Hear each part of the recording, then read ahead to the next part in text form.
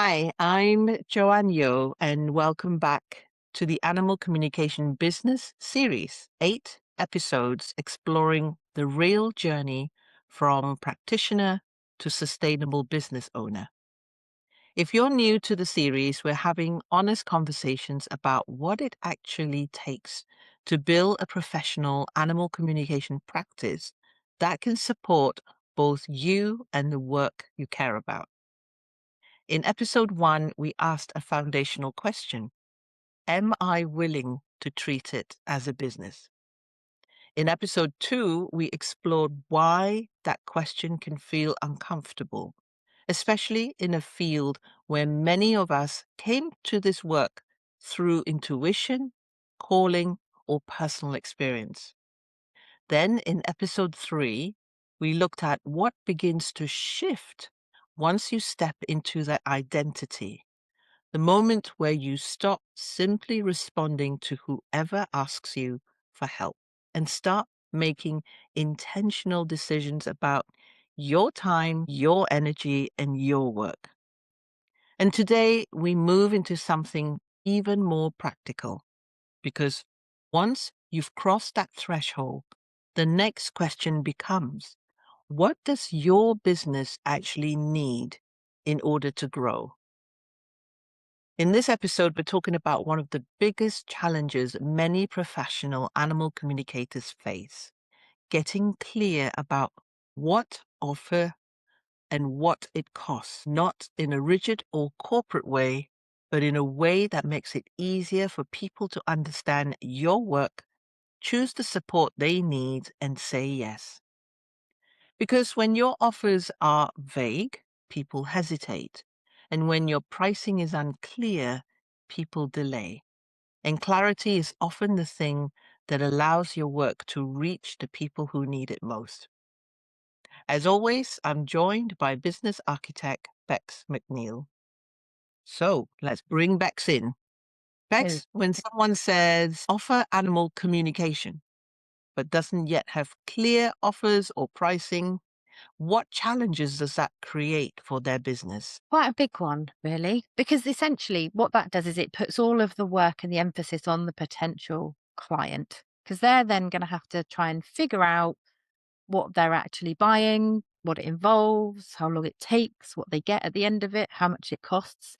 And most people, in my experience anyway, just don't do that work. If it doesn't say what it does on the tin immediately and people can understand it quite quickly, they're off. They'll quietly move on and the opportunity will have floated off into the ether. And even more so now, I mean, I'm been around for such a long time now on the online space. Once upon a time, that wasn't such an issue, but people's attention spans are so much more scattered now that that's getting more important to have clarity, getting more important to tell people what it is that you're doing and what it is and how much it costs immediately, because the window of opportunity to get somebody's attention and get them to understand what you're doing is getting smaller and smaller and smaller. So if you say that you offer animal communication, that's essentially a description of you, not necessarily an offer or what I would class as an offer. Because an offer tells somebody what happens when they work with you, gives them an idea of what the format is, what the outcome's going to be. And without that, there isn't a decision making process to be had. And so essentially, people will then either default to, okay, so what? Or they won't make the connection of what it means for them and that they need that thing that you're offering.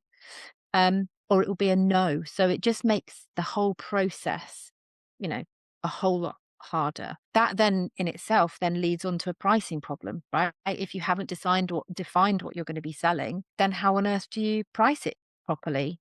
You end up with people kind of doing a finger in the air, scientific wild ass guess, as I call them, or pricing on vibes or thinking about what other people have priced their products and offers at, or thinking about what somebody might pay. So you're bringing in all this kind of conditioning about what we feel about money and what we think other people would pay and what they wouldn't pay.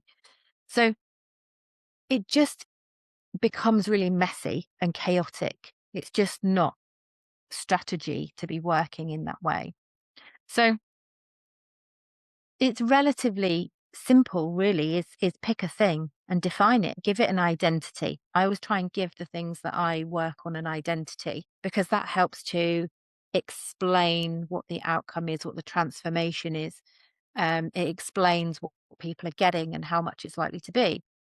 Ultimately, if it's clear enough for a smart 12-year-old to be able to understand it and be able to describe it to somebody else, then you're on the right tracks. So, what did your offer look like when you first started, Joanne? Was it very clear or was it a bit unsure? How did it all start for you? This is such an interesting insight now that I have hindsight, Yeah. because I think there's a couple of things that I want to bring into this conversation. And you said something at the beginning there that kind of brought it home to me. You talked about attention. Mhm. And I think one of the things that we haven't realized is that when you're on the online space, you forget in many ways how crowded it is. So even though we know and it's spoken often, oh yes, people have got, the attention span of like 3 seconds and you got to hook them in and all of that. But almost the reality, because you're kind of working in your own bubble. So you've just brought it kind of this visual to me that if we actually understand and realize that the way it was working now is that if you are on the high street and there were 30 animal communicator shops, and everybody defines their identity as an animal communicator. That's really your point. So if you're walking down the high street and there's 30, all the shop fronts are the same that says, I offer animal communication, then this is where I think that the terminology of offer comes in to then differentiate these shops. That was never in my understanding when I decided to offer animal communication, because you study to be an animal communicator and you offer animal communication is really where the animal communication community comes from. So it's a bit like maybe when I was an aromatherapist, you qualified as an aromatherapist and you offer aromatherapy, and you're promoting what aromatherapy is. You're not looking at what you offer. And I think that's the biggest and the most subtle shift in business, perhaps in the last 5 or 6 years, because it worked when I started 10 years ago by saying I offer animal communication. Maybe the space wasn't so crowded, and so people would come along and go, "Oh, you do an animal communication." But then what happens is that they had, and exactly what you said, people are having to figure out what it is that you offer. And actually, that's the dangerous ground. Because when people start to figure out what it is that they want,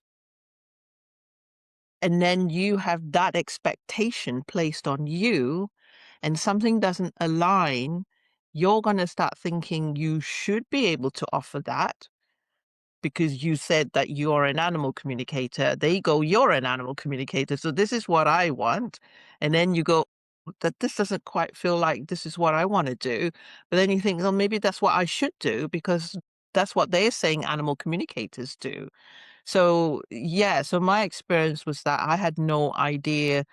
So I think it would have been 20, I can even pinpoint the year actually. I think it was 2020 that I started to kind of understand what it means to give an offer.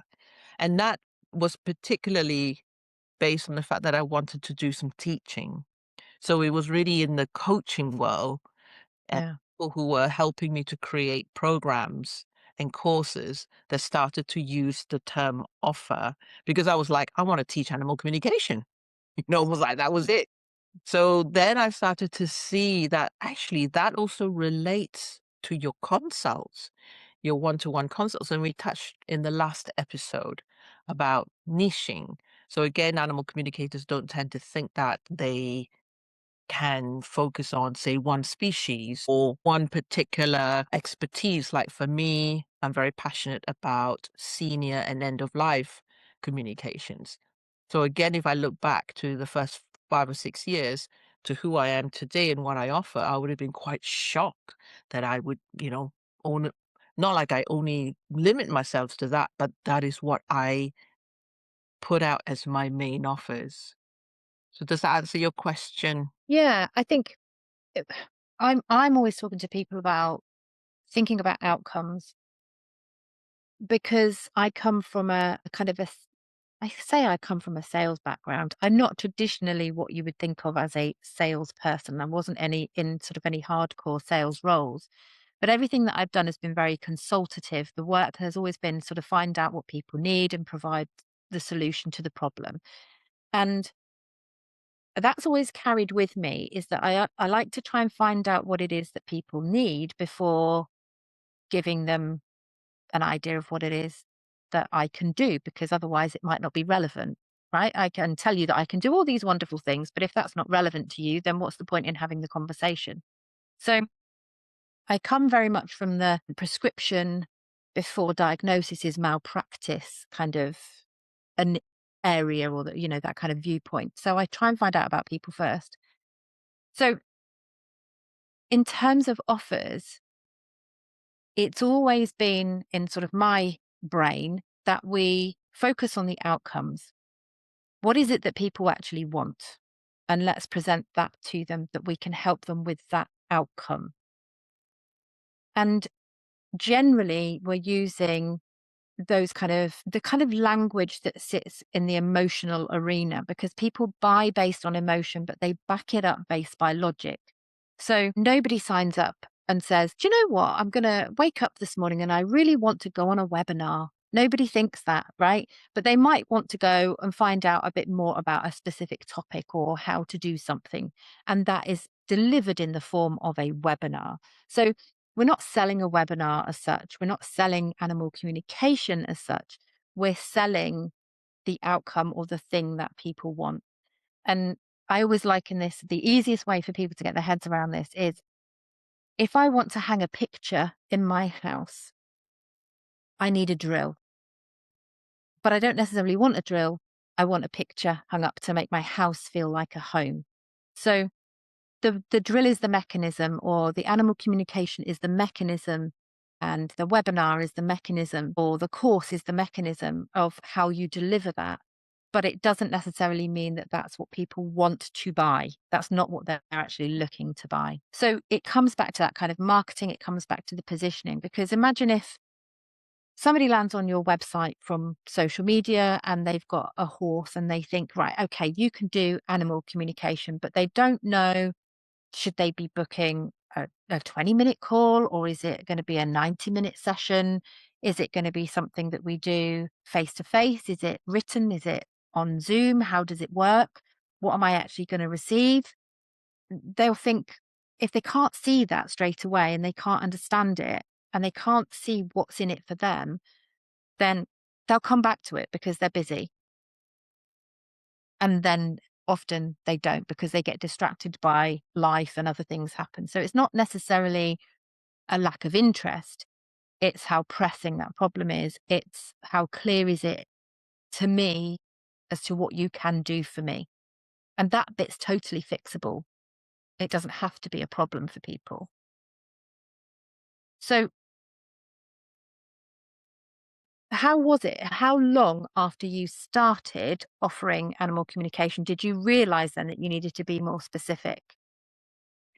Yeah, when I started to get all sorts of different requests so it goes back to, because again, as you're talking, it made me realize that because the mindset of animal communication community, and I'm saying this based on a lot of observations and working really, really closely with a lot of people who are in my membership and over the years who I work closely with in my mentoring and also with the consults.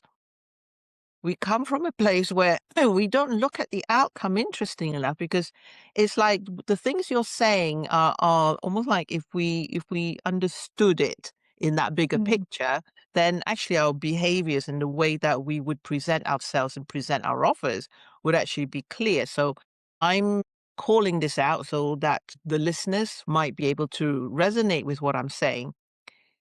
When we learn animal communication or when we feel that pull to offer communication to other people, interestingly enough, the outcome that we look at is so subconscious because consciously all we say is we just want to help animals. It's so broad, it's so generic, and that to me creates so many problems. So therefore, if we had someone like you that actually say, come on, let's look at the outcome that you actually want when you are helping people with animal communication, what would that be? Then we're looking at, say, like specific transformation of specific changes that we know within animal communication that we can definitely offer. And it makes us look in a way deeply at ourselves. What can we offer? Because each of us will have our strengths, and some of us may not be drawn to offering communication for missing animals, for example. Yeah. Some people are not drawn to offering animal communication to do with soul work, and some people absolutely love it when it's about behavior or Mhm. help. But because kind of like turning it back in time, no one actually almost like gave you permission to say Yeah. you can do that. So it took me a long time to work it out because I was getting all sorts of different requests and then feeling the pressure that I should be able to meet those expectations. Yeah. It took a period of time where I started to question, like, can I do this? So insidiously, it made me start to doubt my ability. And when I again started out, I felt like I should help people with missing animals because that's where the biggest grief is. That's where the biggest panic is. So your default is to help. And my goodness, missing animals is a complicated way. And then I started looking at communicators who've been in the business for 20, 30 years, and almost all of their websites will state, I don't offer consults for missing animals. And then I started to get curious. And then I also saw that the way they laid out their website was quite very specific about their style, what they will do and what they won't do. They even Yeah. would have a section about what they won't offer. So it was around, yeah, took me a long time, but it was to do with when I wanted to teach. And then in order to create these courses, I really learned about how you had to be so clear about your outcome and clear about your Yeah. offers. And then I realized that also applied to my consults. Yeah. 'Cause I kinda get the feeling that everybody wants to help, and I work with a lot of people who help people, and so if we can't help somebody, we take that quite personally a lot of the time, or we feel like we'll do our best to do something to help at some point, but it may not be, you know, the whole solution. But when you say that I help anyone with an animal, you think you're being inclusive, but it's actually very generic. And in my experience, generic just doesn't convert because people are constantly trying to join the dots between you and them and how that all fits and how it works, whether they're doing that consciously or subconsciously. So when you get clear on who you want to work with and what you enjoy and what you do best and what makes you different, then suddenly you're much more specific and somebody can then actually feel that alignment with you because specificity, which I can never say, attracts more people, not fewer. And I know that lots of people feel like if they're niching that it's counterintuitive to growing their business because they feel like they're decreasing the pool of people that they can work with, when in actual fact, because you're being so specific about what it is that you do, it opens up the door because people know that you are the person that does that particular thing. Mm. So if you've got two animal communicators, they've got exactly the same skills. And like you say, if they were on a high street, they've both got exactly the same sort of frontage. You couldn't tell too much different between them. How do I choose which one? So if one says, I connect with animals to help you understand them better, okay, understand what you do. But the other one says, I work with owners to navigate behavioral challenges that vets haven't been able to explain. If I've got a horse that's got behavioral issues, that's the person I'm going to choose because they're specializing in the thing that I need. It's the same with hairdressers, right? They're 10 a penny. I mean, in the village that I live in, there must be at least 10. How do you choose which one to go to? Because essentially they're all doing the same work. So there's an element of personal preference. So there's got to be some personality coming across. The same with any coach. If you're wanting to work with a coach, you've got to have some alignment. You've got to have some kind of fit with that person to get the best out of what you're trying to do.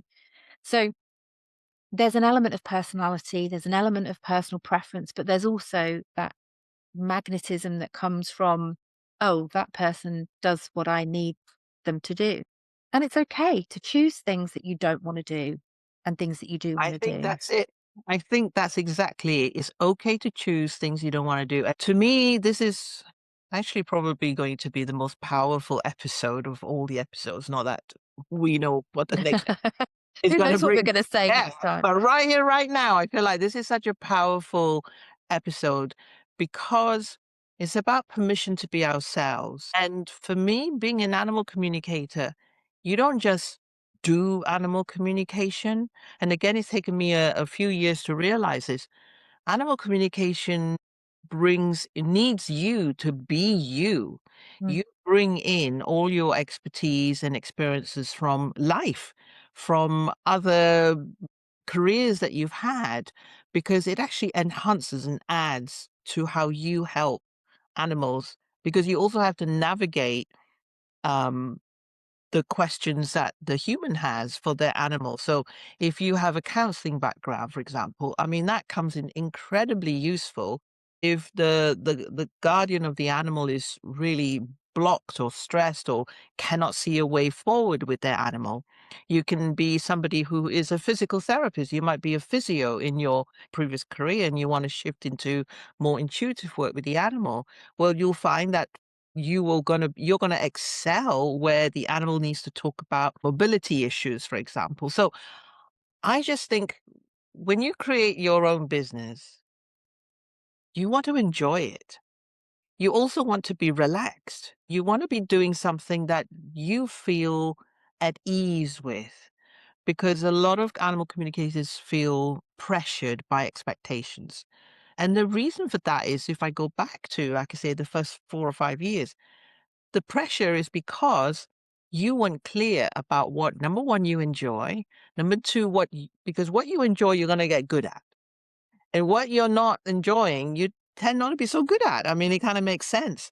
So, and that really helps to bring in, and this high street with the 30 shop fronts is such a brilliant analogy, because if each one of them have their own personality, then it brings in the pricing. Because at the moment, if everybody's the same, like you say, Bex, how do you choose? And by default, people will choose by price. So then people become competitive and judgmental. And I know that can happen in animal communication community.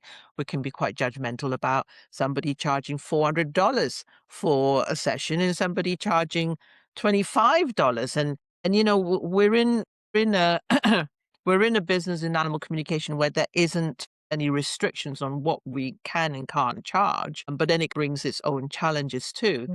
So the reason why people might come to you and say, "Oh, how come you're X amount of money when so and so I'm found in other places so and so," is because it's down to us. We have Mm. not clarified our offer. So if you struggle with pricing, it links with the offer. So talk about pricing then. So once you get your offer clear, tell me like how that impacts on the decisions that we can make about pricing. So you've got to understand what it is that you are offering and all of the mechanisms that go into actually delivering that to be able to come up with a price. Because imagine we're manufacturing a Mars bar. We know what goes into that in terms of the ingredients, the packaging, the time it takes, the hours it takes to actually get it somewhere, and then the delivery and all that kind of stuff. So it gives it a market price.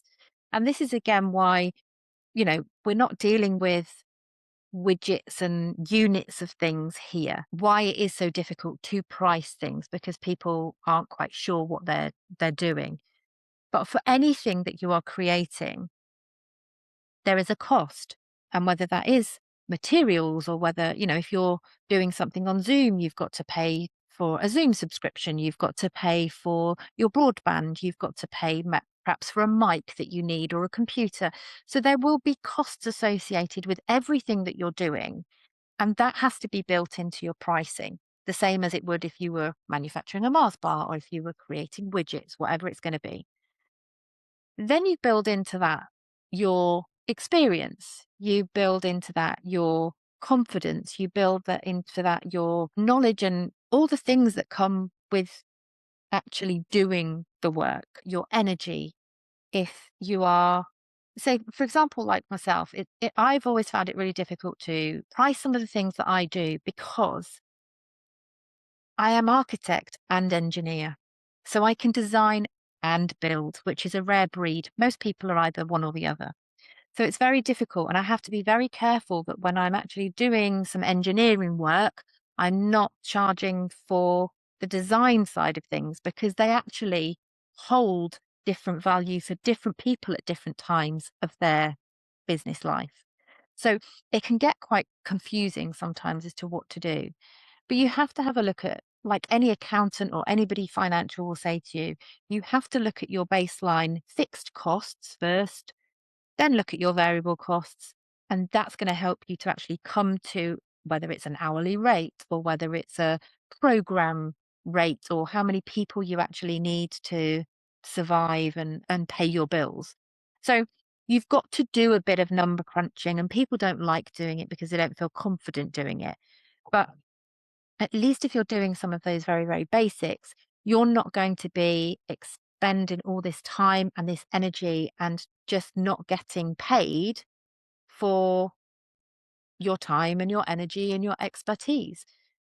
In my experience, the vast majority of people that come and work with me are massively undercharging what they do because they take it for granted that they can do that and they don't necessarily it's not that they don't value what they're doing, but they undervalue it because it's kind of second nature to them. So imagine if you've got a water leak that's causing a lot of damage and you don't know how to fix that thing. But if you've got a plumber that can walk in very quickly, identify the problem, sort it out and solve it for you, then the price for that is going to be almost priceless for you, right? At that particular time, at that particular moment. So it's making sure that people can actually build some of that science into it. And I think if you build that science into it in terms of your costing, actually it's a whole lot better and you'll feel a whole lot better about your business and what you're offering than just kind of guessing or putting a finger in the air and trying to put things out there that sound okay. And with that confidence, means that you're then going to be able to sell easier. You're going to feel a lot more confident about selling what you're offering to people because it's justified and it makes sense and it's either in line with what's going on in the market or, it just has that more tangible feel to it than just turning up to somebody and saying, oh, yeah, I can do that thing. And they say, okay, so how much is it? Well, what what do you think? £35? Does that sound okay? It doesn't kind of instill confidence, does it? That they know what they're talking about and that they've got it all sorted. So, yeah, they just need to be looking at the energetics behind what you're doing because like you were just saying, everything that you bring is who you are. Everything that you're bringing is your experience. And it's very difficult to put a price on some of that. So I totally understand why people struggle with it.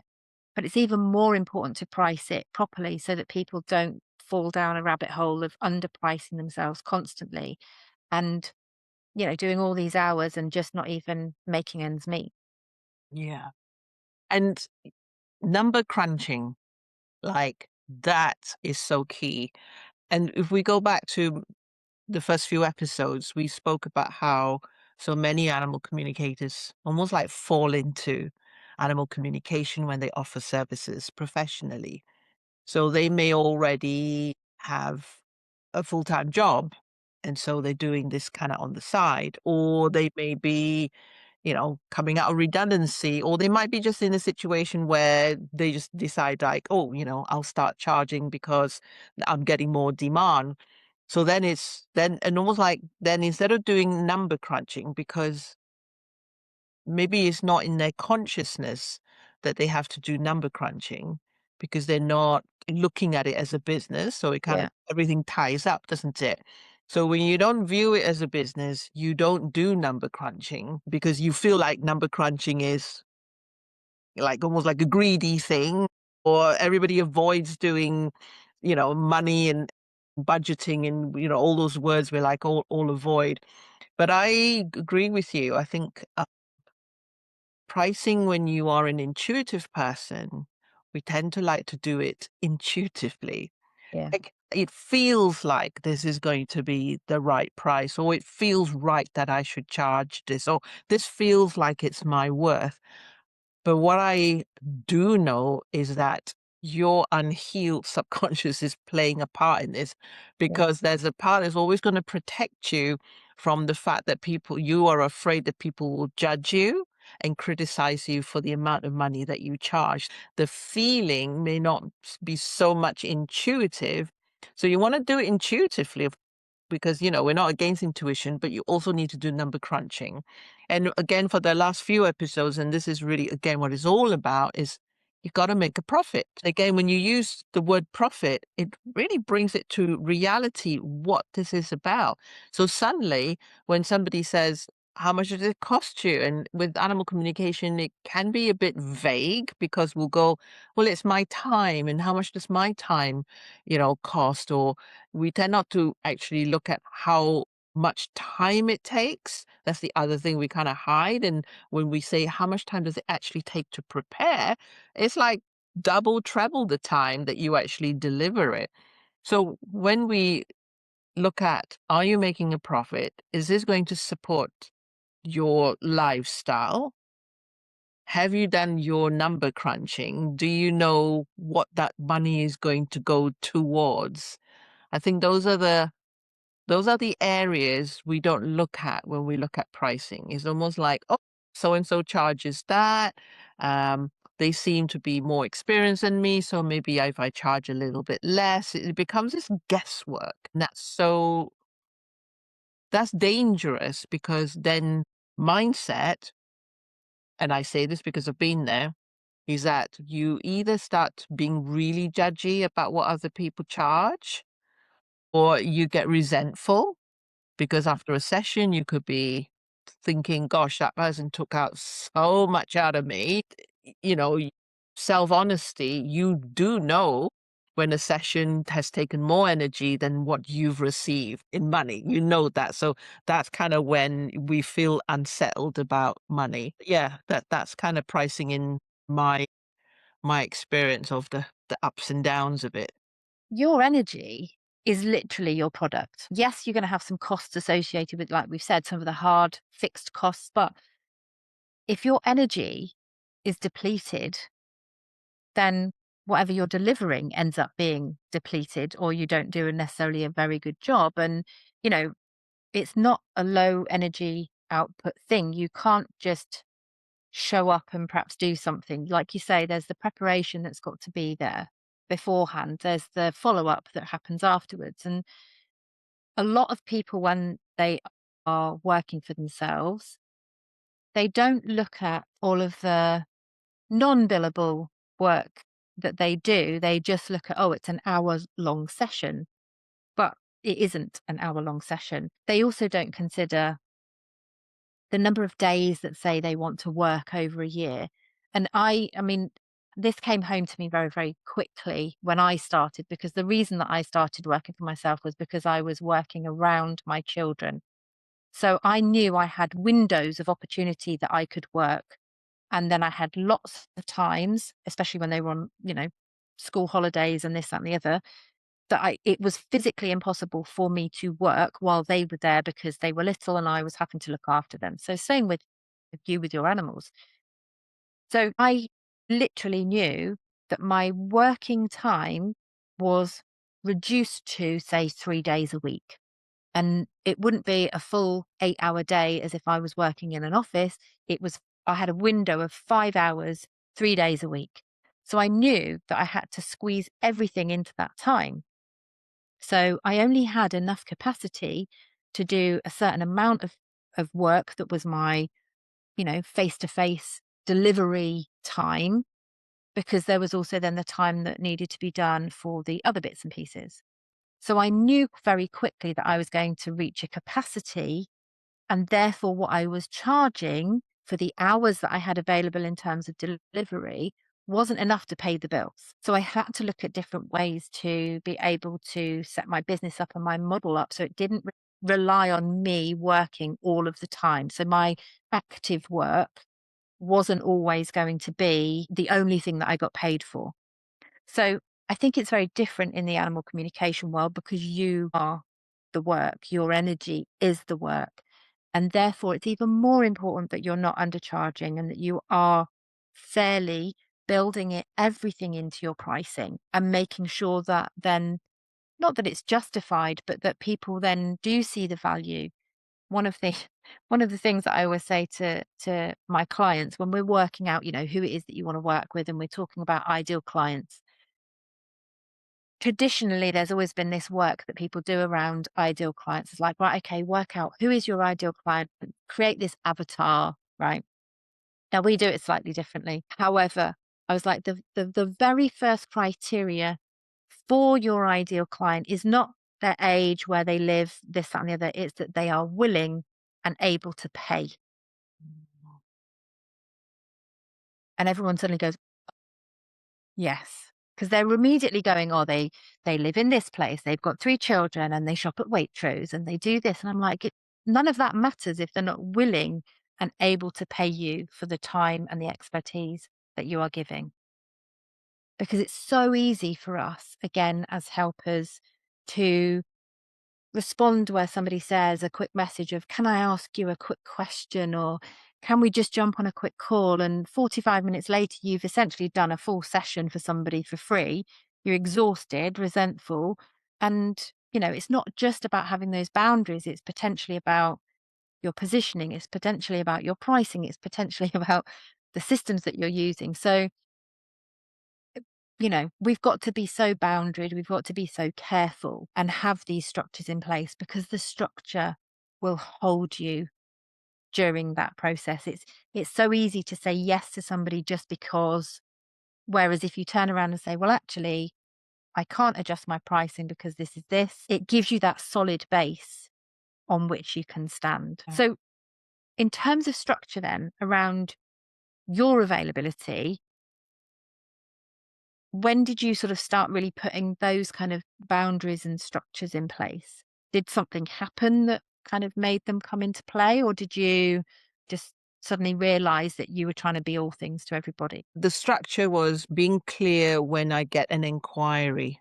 Mm. Being an experience helps as well because you start to be able to see a pattern of Yeah. the type of inquiries. A bit like you say, you can get those that say, "Oh, a quick question," or "Can you just?" Can you just? You It's never just. just. And you know what's also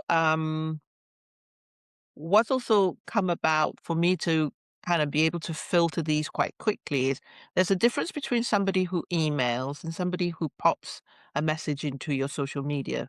You know, we live in a world whereby you can be accessed 24/7 Yep. and you've got to be really careful with your inbox with the messenger or WhatsApp. But what I find is that if somebody contacts me by email, they tend to have already come through my website because they fill out the contact form. So that takes quite a lot of effort, for somebody to do that. And they more likely will convert into a session. And there's actually less likely that they are, say, after a freebie. or negotiating, less likely. It can still happen. The place that it happens a lot more is in the social media messaging. So what I've learned then is I started creating again, in our other episodes, I spoke about how things changed when I started to create a booking link. So then I did a payment link. And so if somebody inquires through my Facebook Messenger, for example, and they are new and I don't know anything about them, I will start off by saying, this is my booking link, this is my payment link, and this is my website. I'd send them there first. And it always, I'm going to say this so that people know that, it doesn't come easy for us kind of nurturers, people pleaser. It still feels like they've given you a whole lot of story about how stressed they feel and how they need your help, because that's often how the conversation starts. Then you go, look at my website. This is my booking link. This is my payment link. It works every time. The times I don't do that, because I still fall into I got to help them straight away. And then I'll chit chat with them. And then when I send them the details, the payment, they'll go, oh, I can't afford that right now. So it is, experience helps you to be clearer. It still feels like it goes against the sort of, your nurturing side. But really, like you say, truly and honestly, if somebody cannot afford your services, nothing's going to change that unless you decide to give it for free. So just know that the best way is to set it off right. Start your conversation, start your interaction with that person in the right way. Because if you really want to have a consultation with an animal communicator, number one, again, with all this social media, they would have been following you for some time. It's not like the old days where they just come across you for the first time because people will look at your website, then they'll follow you on Facebook or they'll follow you on YouTube because it's all Yeah. there. People will, because there's so many choices now. So I will, exactly as you said, Bex, you'd be pleased to hear that somebody's actually, learned the hard way in doing it. And hand on heart, every time I say, go to my website first, check out what I offer, check out what my prices are, and then, come back to me and we can talk about how we can meet up, etc. That takes me to a genuine client as opposed to me kind of diving straight in there to do the interaction. And I'm gonna say 8 out of 10 times when I tell them, the last thing I tell them is how much my prices are, they'll say, "I can't afford that right now." So, and this is the other thing that I think sometimes people feel a bit wary about putting their pricing out there straight away.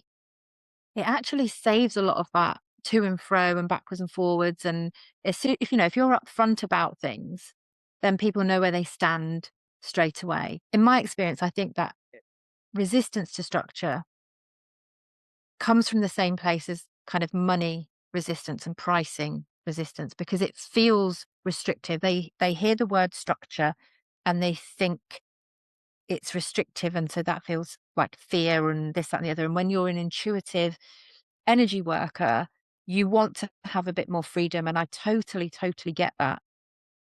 But actually, you're the people that need more structure than anybody else, because you are far more open to people abusing that, people or you not being able to say no to people. And so that structure itself actually gives you that freedom to do what you need to do. And it sets out your stall so that you're not going to be taken advantage of. And it allows people to understand that this is a real thing and that they need to pay in order to have access to you and those kind of things. So, yeah, I think it's, if you are resisting any of that in terms of the working out your pricing, if you are resisting some of that positioning points, or you are resisting some kind of structure, try and look at it as it's there to support you. It's not there to restrict you, because everything can change, right? Because even if you now, Joanne, you say about, you have this affinity with, senior animals and end of life. At some point, if that changes, that's also okay for you to move away from offering that and offer something else. Nothing is set in stone. Everything can be changed. that's the beauty of having our own businesses is we get to decide. We get to design the business model that works for us.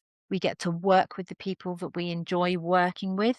We get to be paid for who we are and what we bring. It's glorious. But we make the mistakes of trying to fit into other people's ideals and other people's expectations rather than designing this business around our own terms. And when we do it from that place of us and our authenticity, everything else is so much easier because we're not trying to be performative or trying to be something that we're not. And if we really do want our businesses to grow, we've got to have these offers, we've got to have the pricing, we've got to have those positioning pieces because otherwise it's just luck. Yeah. And what's also fascinating about structure is that when I say to the professional animal communicators who have signed up to mentoring with me is, and they go, "Oh, I don't really want to do a booking link. Oh, I don't really want to do a payment thing," and all of that. I say to them, "Okay, what if you had a secretary, and that person did all your payments, all your bookings, and did all the admin stuff? You know, would that help with you when it comes to sticking to the price that you really resonate is the correct price and that it's, that you're going to make a profit, all of that? Because you're saying, oh, I don't know if I can tell them that that's how much it is. I feel like they might not be able to, afford it. And so I said, but let's say that was taken out of your hands and they'll go like, oh, yeah. So I was like, there's no difference in a way. You create a system that becomes that secretary. And once they almost like see that that's the same thing, then it's like, yeah. And it's the same thing with, raising prices. There's always this so fearful that by raising prices, they're going to lose clients. And it's exactly you said, Beck, nothing's set in stone when you are your own business person. And I think exactly with you, like, with you that that's the beauty of it. We just have to give ourselves permission because let's say you put your prices up and you suddenly find that loads of people just like don't contact you ever again. You'll lose all your clients. Well, change it. But every Yeah. time that happens, to be honest, that never happens. I just say it. I say it to the person who's really frightened of putting their prices up. And then I say to them, give it 3 months. If you then find that you are getting nobody back in because you've put your prices up, that's got to be the only reason, change it. And then that gives them the permission to put the prices up because they've got almost like, I can change. Got to, They got a yeah, backup plan. yeah. And then every time I speak to all of them who've put their prices up because I've given them that permission, they all go, "Oh my, nobody left. In fact, I got more people in." So I take comfort from those stories too. And I'm sharing that story to whoever's listening right now, also, who might be thinking that it's time to put their prices up. And often it's time to put your prices up because you've probably comes through the whole journey of this whole episode where Yeah. you didn't start off with the offer that you were clear about, so you put a price that you think other people will pay, and then as time goes on, you realize that you need to do it the way that we're talking about from hindsight, experience, and moving forward. So then you have to face putting your prices up because now when you're putting your prices up, it's like I now get it. I now have clarified my offer. I now have, more specific about who I can help. So now out of these 30 shops on this high street, I can be who I am. So then that means you're not competing Yeah. each other price wise because how can you compete if each of you have your own unique angle for that service?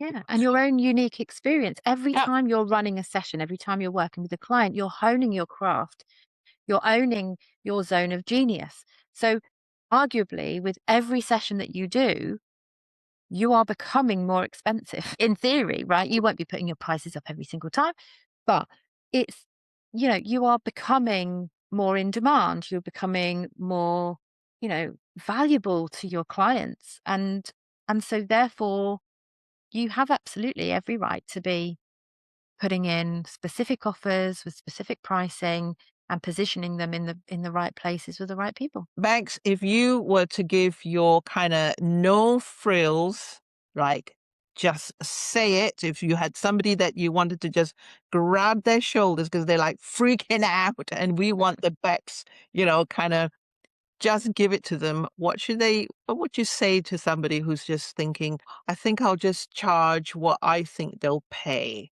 What's the no frills? Do you really want the no frills, Joanne? I would love it. You know where it comes from. Well, this It's is me. why that's why I thought, "Let's go for it. Let's do a no from," because Well, really, you gotta stop that person from having almost that luxury of going into all their own reasoning. So we want Bex to come in and go, "If this is you and you're listening and you've been listening to the whole episode and going, 'Yeah, I know, but. Yeah, I know, but.' Yeah? So yeah, over to you, just Bex." no buts, JFDI. That's what I'm gonna say. Just fucking do it because I love it. it's right. You have this one crazy life, and I would much rather that people kind of regretted doing stuff than regretted not doing stuff. So literally go out there, try it. It's all a game at the end of the day. We can make the rules up and we can do it however we want to. And actually, in my experience, the universe rewards audacity. So go out there and be as wild as you possibly can with it. Fantastic. It's a lot more fun. Well, let's bring this episode to a close. So, if there's one thing I hope you take away from today, it's this: clarity is not limitation, it's invitation. When your offers are clear, people understand how you can help them.